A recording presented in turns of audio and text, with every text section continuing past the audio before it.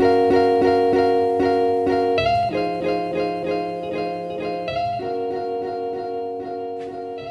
it going, everybody?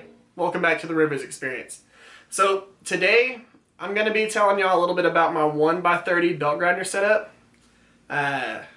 Just a few tips and tricks, things that I've done to make them better at what I need them to be great at. You know, I don't have a ton of room for 2x72 or one of those bigger belt grinders, so my two 1x30s do everything that I need them to do, and this is why. Let me show you.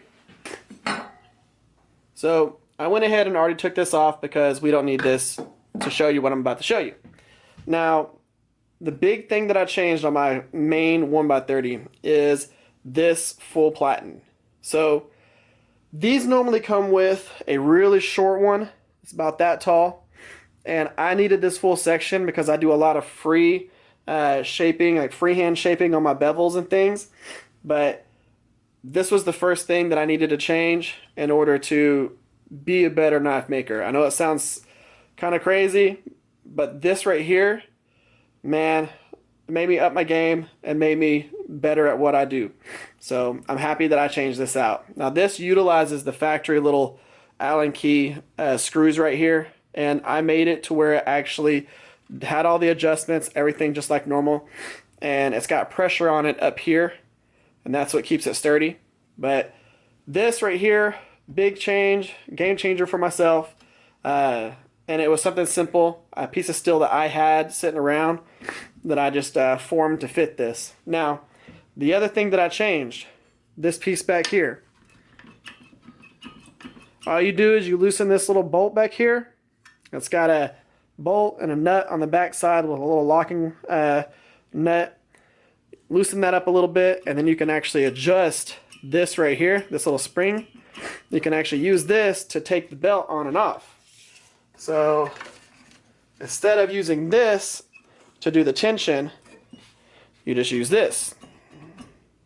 And now this little piece right here is used for the tracking for where the belt actually sits on the platen. So if you wanted to do a really good plunge line on one side, you could move the belt all the way over to the right, get that good plunge line, and then use this to adjust the tracking all the way over to the left to do the plunge line on the reverse side. So that's the big thing there. This piece right here, being able to use it for tension, and this for tracking. Now, one of the other modifications that I did was to this little clear piece.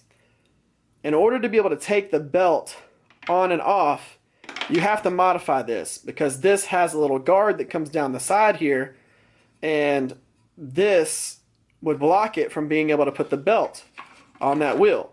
So you have to smooth this out right here so there's no edge on it. And then what I did was I cut this bottom piece, which is normally about this long, so that I could get as much room as I wanted to on that belt. I didn't need it to come all the way down to here. I wanted to get as much surface area that I could out of that belt. Now, some people would just take this off. I don't want to do that, because what ends up happening is all the debris shoots you straight in the face whenever this isn't on there. So this blocks all that debris from hitting you in the face. So leave this on. Just modify it to be able to put your belt on and off and not get shot in the face with debris. So the primary upgrades to this one were platen, shield, modifying it to be able to take the belt on and off, and modifying this little back piece right here. By modifying it, I mean just loosen that bolt so that you can actually move it forward and backwards. Now, that's the primary one. I will be changing my actual, like the flat piece right here. I will be changing this, doing the whole, either I'm going to do aluminum or I'm going to do cutting board. I don't know just yet, but I will be making it a little bit wider. But for right now, I'm still using that factory little piece. Just all of this was what was changed. So for the next one, this little guy right here, I've done a few things. For one, I mounted it horizontal. The point behind that is so that whenever I'm doing my handles or doing my shopping work, it's a lot easier to do it this way. So I've got my vertical one over here. This is the horizontal one, and all I did was I just built a little frame for it and bolted it to that. So the big thing here, again, was I mounted it to this, and this is just held on by a clamp down here. I can take this clamp off and turn it vertical if I want to. So it's not just stuck this way. I don't have it bolted down. It's just clamped on here. Now, what has changed on this one is this has a really short platen. And this is only here just for tension. Because if you have the belt on here, even with the tensioner down here, this belt is flopping all over the place. You have to have that little piece of platen there to keep you a little bit of tension so that you can use this surface area without the belt flapping all over the place. So I use this one for handle material, like actually shaping it and doing those things. Plus, I use my leather strapping belt pretty much exclusively on this one. I don't really use it on the one with the full platen. Now, again, I have the same little piece here, and this is the piece that I was saying that I shaved. I kept this on here because, again, the belt rotates this way, all the debris will be shooting you in the face. I didn't want that to happen, so I kept this on here. Now, I can take this off and do hollow grinds if I want to, but I'm not really at that point to where I feel comfortable doing that yet. So, at this point, I'm using this just to work on convex edges, and then also doing my a little bit of fine sharpening and stuff like that, and the handle work on this one.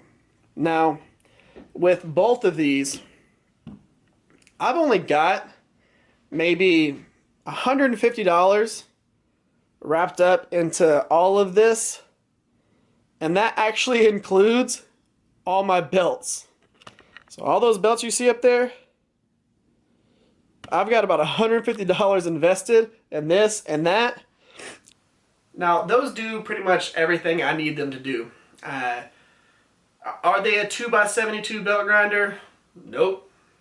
Are they $1,000 worth of equipment? Nope. Do they do everything I need them to do? Yeah, pretty much they do. And that's just two 1x30 belt grinders. Now, I don't have the room for a 2x72. I'd have to get rid of another tool in order for that to make sense. I'm going to keep using these for as long as I can. Now, what I want y'all to get from this is you can buy one of these $50 belt grinders and you can modify them to do pretty much whatever you need them to do. Now, I do everything with these. Everything from the material removal to the bevels to shaping to the actual sharpening, all the way to a razor to where you can shave with it. Everything from a 36 grit all the way to the leather shopping belt with those grinders. Now, they have done well beyond what they're probably meant to do, but they worked out for me. And hopefully from this video, you were able to see something that maybe you want to do. And if you saw something that you thought, hey, I'm going to try that out, tell me about it in the comment section. Let me know what it was. If you have a little tip or anything like that that you want to share with me, put that in the comment section so that I can see it. And I'll respond to it, because I'm always cool with learning new things. Now, hopefully y'all like the video. It's a simple and sweet video. If you do like it, hit the like button. I know that sounds crazy, but yeah, hit the like button. And go down here, hit that little subscribe button, and turn on the notification bell. I've got a few more videos that are going to be coming out. The next video is actually going to be a collaboration video. So yeah, be looking forward to that. But that's enough for this one. I hope y'all have an amazing day. I'll catch y'all next time.